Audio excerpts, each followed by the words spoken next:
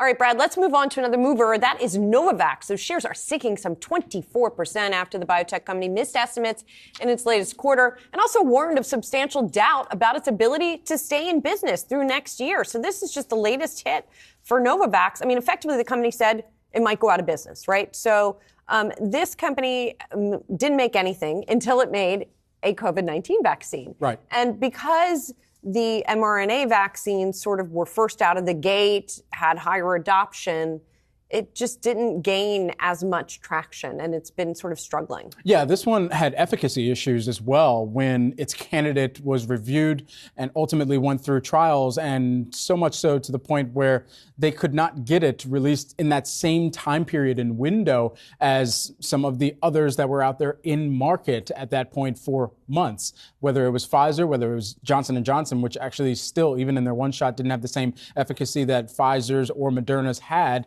It's still was able to make it to market. Novavax was eventually only determined a viable option for some other countries around the world. And so with that in mind, sure, it does do a bit in helping us get out of the global pandemic. However, at the end of the day, in monetizing the ability for that vaccine to actually sustain Novavax's business for a longer term period of time, that's where it places the burdens on the financials, not being able to get that approval timely, and you're seeing this continue to be reflected over the long term for Novavax as well. I mean, the numbers in the U.S. are pretty staggering. They sold 1.1 million doses of the vaccine. Yeah. That compares with 400 million from Moderna and 650 million from Pfizer. So just to give you a little perspective, although, as you said, it did sell them around the globe.